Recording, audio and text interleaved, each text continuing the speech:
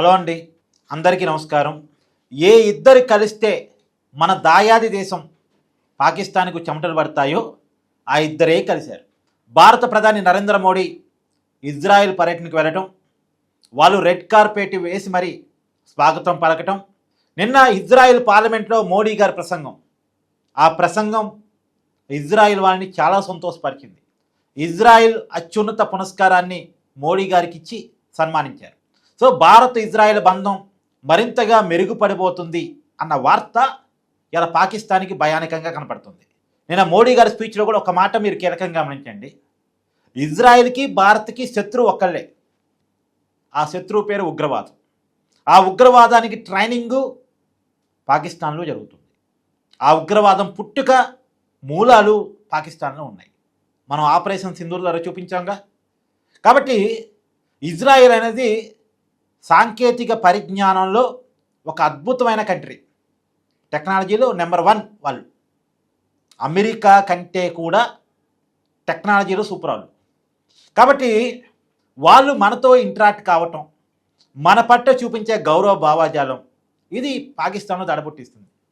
అసలు మన్ని తట్టుకునే పరిస్థితే పాకిస్తాన్కి లేదు. నిన్న ట్రంప్ ప్రకటన చేశారు కదా, నేను గనక ఇన్వాల్వ్ కాకపోయి ఉంటే పాకిస్తాన్ ప్రధాని అయిపోయి ఉండేవాడని. సరే, ట్రంప్ మాట ఎంతవరకు నమ్మాలో అంతవరకు నమ్ముదాం, వదిలేయండి. కానీ యుద్ధంలో ఖచ్చితంగా పైచేయి మందే పాకిస్తాన్తో యుద్ధం వచ్చినప్పుడు. అది ఇప్పుడే కాదు, గతమైనా 1999లో జరిగినటువంటి యుద్ధమైనా, మొన్న జరిగినటువంటి యుద్ధమైనా, ఎప్పుడైనా సరే యుద్ధం అంటూ వస్తే మందే పైచేయి. పైగా మనకి మిత్రులు పెరిగారనుకోండి, ప్రపంచంలో టెక్నాలజీలో నెంబర్ 1గా ఉన్నటువంటి ఇజ్రాయెల్ లాంటి వాళ్ళు పెరిగారనుకోండి, ఇజ్రాయెల్ పవర్ అంటే పాకిస్తాన్కి బాగా తెలుసు. మామూలు కాదు ఇజ్రాయెల్. వాళ్ళ గూఢాచార సంస్థ కూడా మామూలుగా ఉండదు. వాళ్ళ పాకిస్తాన్ తెలవకుండానే పాకిస్తాన్కి వస్తారు. పాకిస్తాన్లో ఉగ్రవాదులు ఎక్కడున్నారో వాళ్ళని ఖతం చేసి వెళ్ళిపోతారు. పాకిస్తాన్ గమనించేలోపు రావటం, చంపేయటం, పోవటం అన్నీ జరిగిపోతాయి. మొన్న ఈ మధ్య కూడా పాకిస్తాన్లో ఎవరో తీవ్రవాది దాక్కుంటే పాకిస్తాన్ షెల్టర్ ఇస్తే, పాకిస్తాన్ తెలవకుండా పాకిస్తాన్ భూభాగంలోకి ఇజ్రాయెల్ గూఢాచార సంస్థ వచ్చింది, ఆ తీవ్రవాదిని ఖతం చేసి వెళ్ళిపోయింది. పాకిస్తాన్ గుర్తించేలో పనంతా అయిపోయింది. సో ఇజ్రాయెల్ పవర్ అంటే తెలుసు, మన పవర్ కూడా తెలుసు. మనం కూడా ఆపరేషన్ సింధూర్ ఎలా చేసాం, నైట్ పోయి అసలు పాకిస్తాన్ గుర్తించేలోపు మన యుద్ధ విమానాలు పాకిస్తాన్ భూభాగంలోకి వచ్చాయి అని గుర్తించేలోపే మనం వెళ్ళాం, టెర్రరిస్ట్ క్యాంపుల్ని కొట్టేశాం, తిరిగి వచ్చేసాం. దాదాపు 100 మంది తీవ్రవాదుల్ని ఖతం చేసి పడేసాం. అది మన దమ్ము. మన దమ్ముకి ఇజ్రాయెల్ దమ్ము కలిసిందనుకోండి, అందులోనూ 2 దేశాల శత్రువు ఉగ్రవాదం. ఆ ఉగ్రవాదం మూలాలు పుట్టక పాకిస్తాన్లో ఉన్నాయి. ఇజ్రాయెల్కి పాకిస్తాన్ అంటే అస్సలు పడదు. అసలు పాకిస్తాన్ ఒక దేశంగా కూడా గుర్తించదు ఇజ్రాయెల్. అది ఒక ఉగ్రవాద స్థావరం, ఆ దేశం కాదంటది. అలాంటి దేశం మనతో ఫ్రెండ్షిప్ చేయటం. రెండోది, ఇజ్రాయెల్ అమెరికాని కూడా ఇన్ఫ్లుయెన్స్ చేసే కెపాసిటీ ఉన్న దేశం.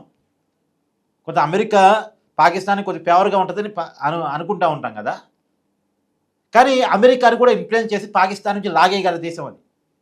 అలాంటి దేశం మనకి ఇంపార్టెన్స్ ఇవ్వటం పాకిస్తాన్లో ఒక రకంగా ముచ్చెమటలు పట్టిస్తుందని చెప్పాలి. సో ఈ 2 కలిస్తే పాకిస్తాన్ అవుట్. కాకపోతే మనం ఎప్పుడు కూడా పాకిస్తాన్ అవుట్ చేద్దామని కానీ, పాకిస్తాన్ లేకుండా చేద్దామని కానీ ఎప్పుడు అనుకోలేదు. మనం ఎప్పుడూ చెప్పేది ఒకటే, శాంతికి కట్టుబడి ఉంటాం, కానీ మీరు ఉగ్రవాదాన్ని మానుకోండి అని చెప్తాం. కానీ మన నీతి వాళ్ళకి ఎక్కదు. సో ఏదేమైనా ఇక రాబోయే కాలంలో భారతదేశం మీద పాకిస్తాన్ గతంలో చేసిన లాంటి చర్యలు చేయాలంటే ఇంకొద్దిగా ఒళ్ళు దగ్గర పెట్టుకోవాలి. ఎందుకంటే భారతదేశం ఫ్రెండ్స్ పెరుగుతున్నారు, భారతదేశానికి సపోర్ట్ ప్రపంచంలో పెరుగుతుంది. ఇజ్రాయెల్ లాంటి దేశాలు భారతదేశంతో కలిసి రావడానికి సిద్ధపడుతున్నాయి. కాబట్టి పాకిస్తాన్ ఒళ్ళు దగ్గర పెట్టుకోవాలి. Thank you.